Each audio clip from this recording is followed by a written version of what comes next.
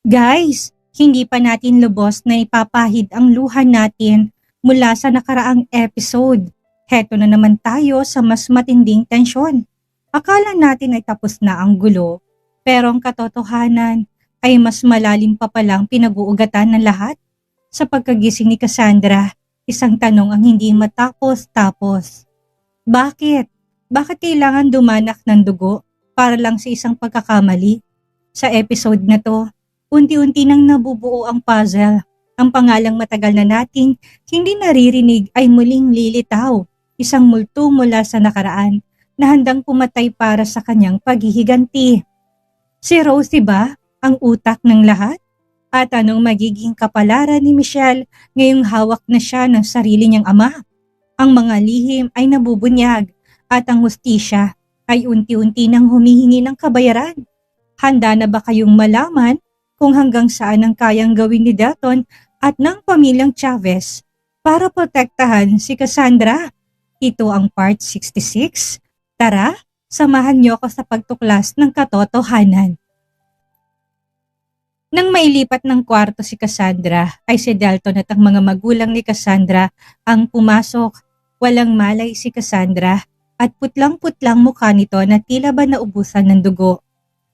Kita rin ni Delton ang isang bag ng dugo na nakasabit sa Dexter stand. Naupo si Delton sa gilid ng kama, saka hinawakan ang isang kamay ni Cassandra. Hinalikan niya yon at naiiyak na lang siya. Pakiramdam niya ay wala siyang kwentang boyfriend dahil hindi niya man lang nagawang protektahan si Cassandra. I'm sorry. I'm really sorry. Paulit-ulit na usal ni Delton. Nakatingin naman si Nori at Christian kay Delton. Nagtataka kung bakit ganito na lang ang nararamdaman ni Delton. Umuwi naman na muna si Dahlia kasama si Celine habang inuwi rin ni Garrett si Michelle. Gustong makausap ni Garrett si Michelle dahil gusto niyang malaman kung sino nagbanta sa buhay ng anak nila. Delton, iho, usal ni Christian. Hindi naman lumingon si Delton na natiling hawak ni Delton ang isang kamay ni Cassandra habang nakayuko. Nang maalala ni Delton na may mga bodyguard si Cassandra, ay bigla siyang tumayo. Napalunok pa si Nori dahil sa takot. Ibang presensya ni Delton ngayon. Para bang papatay siya ng tao anumang oras. Kayo na munang sanang bahala kay Cassandra habang wala ako. Wala kayong papapasukin hanggat hindi ako dumarating. Maotoridad niyang bilin. Huwag kang mag-alala, kami na munang bahala sa kanya. Gawin mo muna kung anong dapat mong gawin. Gagawin din namin ang nais mo. Si Christian ang sumagot. Hindi naman na umimik pa si Delton at diretso na itong lumabas. Is he okay? Tanong ni Nori. Galit lang siya dahil sa nangyari kay Cassandra. Naiintindihan ko ang galit niya. May relasyon ba sila ni Cassandra? Hindi mo ba napapansin kung paano siya umiyak at mag-alala para kay Cassandra? Kuryosong tanong ni Nori. Tinignan naman siya ng asawa niya. Kung may relasyon nga sila ni Cassandra, wala namang masama doon. Hiwalay na si Cassandra at Garrett. Marami na tayong pagkukulang kay Cassandra. Huwag mo na sana siyang pigilan pa sa mga desisyon niya sa buhay. Nagtatanong lang ako. Wala naman akong sinabi na pipigilan ko sila. Sagot naman ni Nori saka siya naupo sa gilid ng kama ni Cassandra. Napabuntong hininga siya habang nakatitig sa anak niya. Hinaplos ni Nori ang pisngi ni Cassandra. Bakit mo ba nararanasan ng lahat ng ito? I'm sorry anak. Napakaraming pagkukulang ng mommy sa'yo. I'm really sorry. Gumising ka na please. Magpagaling ka kaagad, okay? Naiiyak na namang sanggit ni Nori. Napapabuntong hininga na lang siya. Samantala naman pinatawag ni Delton ang lahat ng mga nagbabantay kay Cassandra.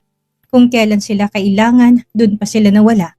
Isa-isang sinipa ni Delton ang mga bodyguard na binabayaran ng pamilya niya para bantayan si Cassandra. Anong ginawa niyo? Nanood na lang kayo? Wala man lang kayong nagawa para protektahan si Cassandra? Mga wala kayong silbi. Bakit niyo hinayaan na mangyari to? Ha? Mga putang ina niyo! Binabayaran kayo ng tama pero hindi niyo naman lang magawa ng tama't maayos sa mga trabaho niyo. Napakarami niyo pero wala man lang sumunod kay Cassandra. Galit na sigaw ni Delton sa mga bodyguard ni Cassandra. Nakayuko ng mga ito dahil wala silang maidahilan kay Delton. Nang makita ni Delton ng mga papeles na hawak ni Ricky ay inagaw niya yon sa kato ni Rolyo at pinukpok sa ulo isa-isang mga bodyguard. Ang dami niyo! Ano bang ginagawa niyo sa oras ng trabaho niyo? Sigaw pa ni Delton. I'm sorry po sir, nakasunod naman kami sa kanya. Magdadahilan ka pa? Hindi mangyayari yun kung nakasunod kayo ng maayos sa kanya. Hindi siya masasaksak kung ginagawa niya ng maayos sa trabaho niyo. Mga wala kayong silbi!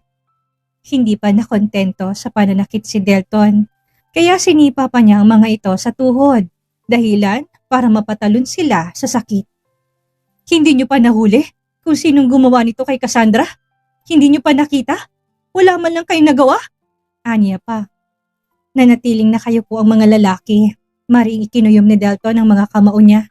Gusto niyang suntukin ang mga to, pero pinigilan niyang sarili niya dahil baka mapatay pa niya lahat ng bodyguard ni Cassandra. Mga buwisit kayo! Wala kayong kwenta! Umalis kayo sa harapan ko dahil baka mapatay ko pa kayo! Huwag kayong magpapakita sa akin kapag hindi niyo nahuli ang sumaksa kay Cassandra! Sigaw niya. Mabilis namang tumango ang mga ito at umalis. Inis na ginulo ni Delton ng buhok niya saka siya napapahilamos. Palitan mo silang lahat, Ricky. Kumuha ka ng mga bagong bodyguard ni Cassandra. Maotoridad na utos ni Delton. Yes sir, sagot ni Ricky, saka ito umalis para maghanap kaagad ng mga bagong bodyguard sa isang agency. Samantala naman, nagtatalo na naman si Michelle at Garrett. Nang makauwi sila, tinulak ni Garrett si Michelle sa malamig na pader, saka ito sinakal. Anong alam mo sa nangyari? Sino nagtangka sa buhay ni Celine? Sino na naman ang kaaway mo, Michelle? Nang gagalaiting sigaw ni Garrett. Namumula naman ang buong mukha ni Michelle dahil hindi siya makahinga ng maayos. Hinampas-hampas ni Michelle ang kamay ni Garrett para makawala siya. Hindi ako makahinga, usal niya. Nanilisik na mga mata ni Garrett. Nang makita niyang hirap na si Michelle na makahingay, binitawan niya na ito. Itinulak pa niya si Michelle dahilan para mapasalampak ito sa sahig. Sunod-sunod na umubo si Michelle habang hinahabol ang paghinga niya. Ako ang tatapos sa buhay mo, Michelle, kapag wala kang sinabi sa akin. Sino nagsabi sa'yo na nasa panganib ang buhay ng anak natin? May diin na tanong ni Garrett. Nang makahabol naman si Michelle, sa hininga niya ay tumayo na siya at seryosong tinignan si Garrett. Ano man ang mangyari, alagaan mo ng mabuting anak natin. Sana mahanap mo rin ang kasiyahan mo, Garrett. Ako nang bahala dito. Ako nang tatapos sa kanya. Ayaw ko nang pati ikaw ay madamay pa. Salubong ang mga kilay ni Garrett na nakatingin kay Michelle. Kikilos ka ng mag-isa mo? Sa tingin mo ba kakayanin mo? Sabihin mo na lang sa mga pulis kung sino ba yung hayop na yan na sumaksa kay Cassandra. Sabihin mo sa akin at ako ngahanap sa kanya para patayin siya. Nasasaktan naman si Michelle dahil hanggang ngayon si Cassandra pa rin ang inaalala ni Garrett. Umiling si Michelle. I'm sorry, Garrett, pero ayaw kong pati ikaw ay madamay. Alagaan mo ng mabuting anak natin. Tanging bilin ni Michelle, saka siya umalis. Michelle! Tawag ni Garrett, pero mabilis nang umalis si Michelle. Sinubukan pang habulin ni Garrett si Michelle pero nakasakay na ito sa sasakyan. Michelle, bumaba ka dyan at kausapin mo ko! Hinampas ni Garrett ang bintana ng sasakyan, pero pinatakbo na ni Michelle ang sasakyan palayo. Pagsapit ng gabi ay nagising na si Cassandra. Si Delton naman na nagbabantay sa kanya. Kumakain pa lang si Delton nang makita niyang minulat na ni Cassandra ang mga mata niya. Mabilis na binaba ni Delton ang pagkain niya para kausapin si Cassandra. Babe, kamusta ka? May masakit pa ba sa'yo? May kailangan ka ba? Tanong ni Delton. Tulala pa naman si Cassandra na nakatingin sa kisame para bang hindi pa niya naalalang nangyari sa kanya. Baby, I'm here. Can you see me? Can you hear me? Nag-aalalang tanong ni Delton. Tinignan na ni Cassandra si Delton. Inaalala niyang nangyari pero blanco pa ang isip niya. Delton, mahina niyang usal. Napangiti naman si Delton nang maalala siya ni Cassandra. Mabuti naman at gising ka na. Nag-alala ako. Akala ko mawawala ka na sa akin. Emotional na sambit ni Dalton sa kanya hinalikan ng likod ng palad ni Cassandra. Napadaing si Cassandra nang maramdaman niyang sakit sa tagiliran niya. Naalala niya namang nasaksak siya habang nasa children's park sila. Si Celine? Kumusta si Celine? Tanong niya kaagad. Inuwi na ni Ate Dahlia sa mansyon. She's fine at wala namang nangyari sa kanya. Ano bang nangyari? Paano nangyari sa'yo to? Nakahinga naman ng maluwag si Cassandra nang masiguro niyang okay lang si Celine. Naaalala ni Cassandra na may nakasunod kay Celine kanina. Hindi siya sigurado pero base sa hugis ng katawan nito at sa liit ay para bang babae yon. Hindi ko alam kung sino yung gustong manakit kay Celine. May alam na ba kayo kung bakit si Celine ang target? Iniisip ba nila na anak ko si Celine kaya siya naman ang target nila? Umiling si Dalton. Wala kang kinalaman doon. May nagbabanta kay Michelle at si Celine ang ginamit na panakot kay Michelle. Hindi pa namin nakakausap si Michelle kung sino bang nagtatangka sa kanya. Ang sabi ni Garrett, biglang umalis si Michelle kanina. At hanggang ngayon, hindi pa rin ito bumabalik. Sa tingin mo ba, konektado lang sila ng taong gusto rin akong patayin? Napaisip naman si Dalton. Hindi ko pa rin alam kung si Michelle talagang target nito. Posibleng kaaway yun ni Michelle. Huwag mo munang alalahanin yun. Magpagaling ka na muna. Hinalikan ni Dalton sa noo at ibabaw ng ulo si Cassandra. Bahagya namang ngumiti si Cassandra saka siya tumango. Kumain ka na ba? Tanong niya. Kumakain pa lang ako. Bakit gabi ka na kumain? Anas niya dahil 10:00 na ng gabi. May malaking wall clock sa kwarto niya kaya nakikita niya ang oras. Wala kasi akong ganang kumain kanina. Saka hindi ko ramdam ang gutom ko. Sagot ni Dalton. Hinawakan ni Cassandra ang kamay ni Dalton saka siya tipid ng ngumiti. Alam ni Cassandra na labis na naman ang pag-aalala ni Dalton sa kanya. Sa tuwing nailalagay sa panganib ang buhay niya, mukha ni Dalton ang palagi niyang nakikita. Gusto niyang matapos ng lahat ng problema nila ni Dalton para makapag-focus na rin silang dalawa sa relasyon nila. I love you. Magpahinga ka na muna. Sinalinan ka ng dugo kanina dahil marami raw ang nawala sa'yo. Ani ni Dalton. Tumango na lang si Cassandra saka nito muling ipinikit ang mga mata niya. Nanghihina pa rin ang katawan niya at ramdam niya ng sakit ng sugat niya.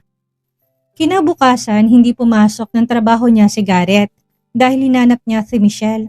Magdamag itong hindi umuwi, hindi rin to sumasagot sa mga tawag niya. Tinatad niya na rin to ng message. Nag-aalala si Garrett na baka kung anong mangyari kay Michelle, lalo na't mag-isa lang ito. Nagtungo si Garrett sa opisina ng lolo niya. Lolo, usal niya nang maabutan niya si Chairman sa office nito. Nang makita ni Chairman si Garrett, ay nilapitan niya ito at hinampas niya ito ng golf club. Ano na namang ginawa niyo kay Cassandra? Kailan ba titigil ang asawa mo, Garrett? Balak niya ba talagang patayin si Cassandra? Galit na tanong ni Chairman. Tinanggap ni Garrett ang bawat hampas sa kanya ng lolo niya. Nang hindi na tumigil si Chairman sa paghampas sa kanya ay pinatuhan niya ito. Lolo, kahit na ngayon lang po please, tulungan mo naman ako. Kailangan kong mahanap si Michelle. Hindi ko alam kung anong kinaplano niya. Mag-isang kumikilo si Michelle para hulihin ang nagtangka sa buhay ni Celine. Kapag namatay si Michelle, baka mahirapan tayong hanapin ang taong gumawa nito kay Cassandra. Seryoso namang tinignan ni Chairman ang apo niya. Nakikiusap ang mga mata ni Garrett kaya napapabuntong hininga si Chairman. Kumalma na siya at naupo na sa sofa. Anong klaseng tulong ang kailangan mo? Kailangan ko ng impluwensya mo para mahanap si Michelle. Hindi ko kakayanin kung mag-isa lang ako. Kung sino man na nagbabanta kay Michelle, kailangan niya na ring mahuli dahil baka kung sino pang masaktan niya. Muntik niya nang patayin si Celine. Kung hindi dahil kay Cassandra, hindi natin alam kung kasama pa ba natin si Celine. Seryosong pakiusap ni Garrett. Alam niyang hanggang ngayon ay galit pa rin sa kanya ang lolo niya pero kailangan niyang makiusap. Hindi niya alam kung saan hahanapin si Michelle. Muling napabuntong hininga si Chairman. Gawin mo ka anong gusto mo. Alam mo naman kung sinong dapat mong kausapin para matulungan ka. Pagpayag na ni Chairman. Napangiti naman si Garrett. Saka siya bahagyang yumuko para magbigay galang. Salamat, Polo. Aalis na ako. Pagpapaalam niya saka siya umalis. Naupo naman si chairman sa swivel chair niya. Pinakilos niya na rin ang mga tauhan niya para hanapin ang taong nagtangka sa buhay ni Celine. Maraming CCTV na malapit sa Children's Park. Magagamit nila yon para masundan kung saan nagtatago ang taong sumaksak kay Cassandra. Hindi tumigil si Garrett na hanapin si Michelle. Nakakonect na rin ang cellphone ni Garrett sa computer ng mga technology expert para kapag sinagot ni Michelle ang tawag niya ay matrace na mga to ang location ni Michelle. Samantala naman, nakamasid si Michelle sa isang bahay. Hinihintay niya na may lumabas. Sigurado siyang hindi makakalabas sa mga ito ng bansa dahil wala silang sapat na pera. Nanggagalaiti siya sa galit. Nakasuot siya ng itim na hoodie para itago ang sarili niya. Akma sana siyang lilipat ng pwesto nang may humawak sa braso niya. Gulat siyang napatingin doon. Dad, pusal niya nang makita niyang kanyang ama. Seryoso tong nakatingin sa kanya. Paano niyo ko nahanap dito? Tanong ni Michelle. Sa tingin mo ba, wala akong sapat na pera para matrace ka? Makipagtulungan ka sa mga pulis. Sabihin mo sa kanila kung sinong taong sumaksak sa ate mo. Hindi mo kakayanin kung mag-isa ka lang, Michelle. Papatayin mo lang ang sarili mo. Maotoridad na sambit ni Christian sa kanya hinila si Michelle para isakay ito sa loob ng sasakyan. Dinala ni Christian ang anak niya sa presinto para malaman nila kung sinong kaaway ni Michelle. Maayos naman na sumama si Michelle. Okay lang sa kanya kung sarili niya ang mga magulang ang magpapakulong sa kanya. Tanggap niya na yon. Tinanggap niyang nagkamali siya. Lalabas na sana si Christian ng sasakyan niya nang huminto siya. Tinignan niya si Michelle na nasa backseat. Tahimik lang ito. Nakukonsensya naman siyang idala sa presintong anak niya. Dad, nagtatakang saad ni Michelle nang iatras ng kanyang amang sasakyan. Ipapatawag ko na lang si Detective Aaron sa bahay. Siyang nag-iimbestiga sa nagtatangka sa buhay ni Cassandra. Lahat ng tatanungin niya sa'yo ay sagutin mo. Wala kang iiwan kahit na malit na detalye. Kapag kinasuhan ka ng ate mo, wala na akong magagawa doon. Kailangan mong pagbayaran ng kasalanan mo. Saad ni Christian. Napayupo naman si Michelle. Tahimik lang sila habang nasa biyahe. Nang makauwi na sila ay nandun na rin si Detective Aaron naghihintay sa kanilang dalawa. Detective Aaron, akala ko nasa presinto kayo. Honest ni Christian na makita niyang mga to sa sala nila. Nasa Children's Park kami nang tumawag ka. Dumiretso na kami dito dahil sabi mo hawak mo na si Michelle. Sagot ni Detective, saka nito tinignan si Michelle. Naupo naman si Michelle sa kabilang sofa kung saan nakaharap siya sa mga detective. Miss Michelle, mukhang kilala mo kung sinong nagtangka sa anak mo dahil pagkatapos na nangyari sa kanila, sa Children's Park ay dumating ka rin. Diretsong saad ni Detective Aaron na kinatango ni Michelle. Pwede mo bang sabihin sa amin kung sino nagtangka sa buhay ng anak mo? Kilala mo ba siya? Kilala ko siya. Nangihiram siya ng pera sa akin pero wala akong mapahiram sa kanya. Galit na galit siya dahil ang sabi niya kailangan na ng pamilya niya na makaalis ng bansa. Hindi ko alam kung sinong tinatakbuhan niya. Pero desperada na siyang makaalis ng bansa. Sagot ni Michelle. Kung ganun, sino tong nangihiram sa'yo ng pera? Si Rosie. Sagot kagad ni Michelle. Siya yung kalaban ni Cassandra na designer. Ako nagbigay sa kanya ng design ni Cassandra noon dahil gusto kong masirang karir ni Cassandra. Bigla siyang nawala nang mahuli kami ni Cassandra. Ang alam ko ay pinabagsak ni Delton ng business ng pamilya nila. Posible bang may kinalaman si Rosie sa pagtatangka ng buhay ni Cassandra? Umiling si Michelle dahil ilang buwan na rin ang nakalipas simula nang huli silang mag-usap ni Rosie. Hindi ko alam ang tungkol dyan pero pagkatapos pabagsakin ni Delton ang business ng pamilya nila, minsan niya akong inutusan. Inutusan niya akong isaksak ang isang USB sa cellphone ni Cassandra. Hindi ko alam kung anong ginawa niya. Pagkatapos kong sundin ang sinabi niya, hindi na siya nagparamdam sa akin. Nagparamdam na lang siya ulit nung isang araw, nanghihiram ng pera. Tinangka niyang buhay ng anak ko dahil wala akong mapahiram na pera sa kanya. Patuloy ni Michelle sa kwento niya. Tinanguan naman ni Detective Aaron ang kasamahan niya. Maglabas na kayo ng warrant of arrest laban kay Miss Rosie. Kung nagpaplano siyang umalis ng bansa, kailangang mahuli na natin siya sa lalong madaling panahon. Utos ni Detective Aaron ay kinatango ng mga tauhan niya. Umalis naman ang dalawa para gawin ang utos ng detective. Bakit detective? Siya bang hinahanap yung suspect na nagtangka sa buhay ni Cassandra? Kunot noong tanong ni Michelle. Oo, pero kailangan pa naming alamin. Kailangan namin siyang mahuli at matanong sa interrogation room. Kailangan pa naming maghanap ng sapat na ebidensya kung siya ngang nagtangka sa buhay ni Miss Cassandra. Seryosong sagot ni Detective Aaron, saka siya tumayo. Huwag mo sanang balaking tumakas, Miss Michelle. May warrant of arrest na sa'yo. Hinihintay na lang namin ang desisyon ni Miss Cassandra kung kakasuhan ka niya. Huwag mo na sanang dagdagan pang kasalanan mo sa batas. Huwag mo na kaming pahirapang hanapin ka pa dahil baka sa kulungan ka na tumanda kapag ginawa mo yon. Tumango naman si Michelle. Wala naman talaga siyang planong tumakas una pa lang. Pagod na rin siyang makipagtalo. Nagpaalam naman ng mga detective kay Christian at Nori. Sabihan niyo kami kagad, sir, kapag may nalaman na kayo't kung nahuli niyo na ang babaeng yun. Anas ni Christian na kinatango na lang ni Detective Aaron.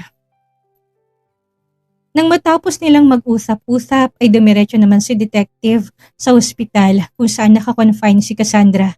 Naabutan naman nila si Delton at ang mag-asawang si Anton at Dahlia. Detective Aaron, usal ni Delton. Pwede ba kaming bumisita? Kumusta na si Miss Cassandra? Tanong ni Detective. Pinapasok naman sila ni Delton. Tinignan ni Detective si Cassandra nakahiga pa rin. Gising naman ito kaya nginitaan nilang isa't isa. Anong ginagawa mo dito, Detective? May sasabihin ka ba? Tanong ni Dahlia. Oo, nakausap na namin si Michelle. Sinabi niya sa amin kung sino nagtangka sa buhay ng apo niyo, Mrs. Chavez. Hinihinala rin namin na siyang nasa likod ng pagbabanta ng buhay mo, Miss Cassandra. Walang paligoy-ligoy na sagot ni Detective. Kung ganun, sino siya? Hindi makapaghintay na tanong ni Garrett. Si Rosie. Nasabi ni Michelle sa amin na kalaban mo siya bilang designer. Kinuwento ni Detective Aaron ang lahat ng sinabi ni Michelle sa kanya. Gulat naman si Cassandra dahil kung posibleng ang si Rosie ang nasa likod ng pagtatangka sa buhay niya. Hindi man niya lang alam na nagtanim pala to ng matinding galit sa kanya. Pinabagsak mong business ng pamilya niya. Punot noong tanong ni Cassandra kay Delton. Binangga ka niya, Cassandra, ninakaw niyang design mo. Pinahiya ka niya sa lahat. Ginawa ko lang kung anong tama para alam nila na hindi ka dapat kinakalaban. Sagot ni Delton. Napabuntong hininga naman si Cassandra. Hindi niya akalain na magagawa siyang ipapatay ni Rosie dahil lang sa isang design. Ang pagkakaalam ko ay namatay ang kanyang ina dahil sa matinding stress pagkatapos bumagsak ng business nila. Dagdag pa ni Detective Aaron. Sapat ng dahilan yon para magalit nga ng sobra si Rosie. Nawalan siya ng ina. Nasira ang karir niya. Bumagsak pang business ng pamilya nila. Grabe! Nakakapangilabot ang nalaman natin ngayon. Hindi pala birong laki ng galit na kinikimkim ni Rosie. Akala natin ay matatapos sa pagbagsak ng business ang lahat. Pero ang matinding puot ay nagiging dahilan para maging desperadong isang tao. Hanggang sa punto na handa na silang pumatay. Ang aral natin ngayong araw, ang galit na hindi nagpapamahalaan ay parang apoy na tumutupok sa lahat ng nasa paligid nito. Si Rosie, sa kagustuhan niyang gumanti, hindi niya lang sinira ang buhay ni Cassandra. Sinira rin niyang sarili niyang kinabukasan. At si Michelle naman, sa huli ay napagtanto na walang magandang maidudulot ang pakikipag-alyansa sa maling tao. Naku, lagi nating tatandaan na sa bawat aksyon natin ay may kaakibat na consequences. Hindi solusyon ng paghihiganti dahil sa dulo lahat tayo ay talo. Ang pag-amin sa pagkakamali, gaano man ito kasakit, ay ang unang hakbang para sa tunay na paghilom. Sa tingin niyo ba ay mahuhuli na si Rosie bago pa siya makagawa ng panibagong masamang plano? At si Cassandra, mapapatawad pa ba niya si Michelle pagkatapos ng lahat ng ito? Pakaabangan sa susunod nating kabanata.